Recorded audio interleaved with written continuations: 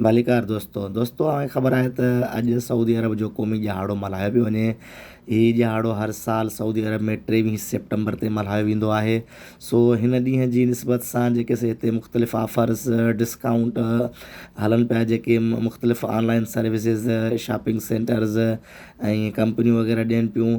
सो इन हवाले सां जेके से हिते टेलीकम्युनिकेशन कंपनियूं आहिनि, जेके मोबाइल कंपनियूं आहिनि, उन्हनि बि पंहिंजे कस्टमर्स खे, पंहिंजे सार्फ़िन खे जेके मुख़्तलिफ़ डिस्काउंट ऑफर ॾिना आहिनि। सो उन्हनि में सभ खां पहिरीं अवां दोस्तनि जे लाइ आहे ज़ेन।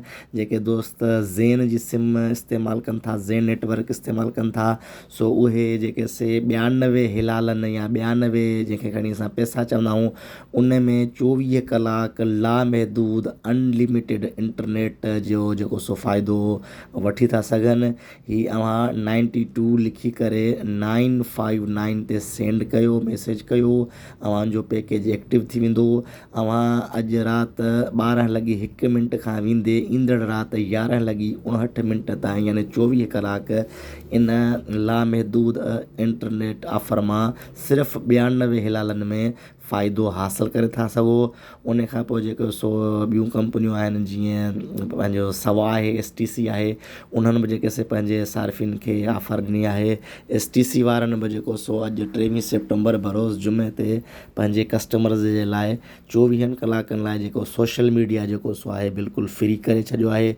अवां हीअ ॾिसी सघो था STC जे ट्विटर अकाउंट ते, ऑफिशियल जेको ट्विटर अकाउंट आहे STC जो, उन ते लिखियो पियो आहे त अॼु बरोज़ जुमा 23 सेप्टेम्बर ते राति जो 12:01 खां वेंदे ईंदड़ राति 11:59 ताईं जेको सो पंहिंजे कस्टमर्स खे सोशल मीडिया जेको सो अनलिमिटेड जेको सो फ्री ॾेई छॾियो आहे।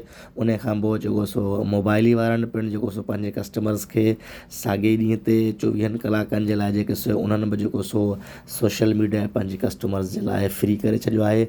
सो अवां दोस्तनि वटि जेको बि नेटवर्क आहे, जेका बि सिम आहे, अवां उन मंझां अॼु 23 सेप्टेम्बर 24 कलाकनि लाइ जेको सो इन ऑफर मां भरपूर फ़ाइदो हासिलु करे था सघो। उमेदु आहे त अवां दोस्तनि खे असांजी हीअ जेका मालूमात आहे ज़रूरु पसंदि आई हूंदी। सो अव्हांखे इहा ई गुज़ारिश आहे त अगरि अव्हांखे मालूमात पसंदि आई आहे त हिन असांजी वीडियो खे ॿियनि दोस्तनि ताईं शेयर कयो, ऐं असांजे जेके असां YouTube channel Sindh tech info खे अव्हां सब्सक्राइब ज़रूरु कयो। सब्सक्राइब करण सां गॾु घंटी वारे बटण खे ज़रूरु वॼाए छॾियो, त जीअं आईंदा बि सऊदी अरब समेत ॿियूं जेके अहिड़ियूं इंफॉर्मेटिव वीडियोज़ आहिनि वक़्तु सिर अव्हां ताईं पहुची सघनि। महिरबानी।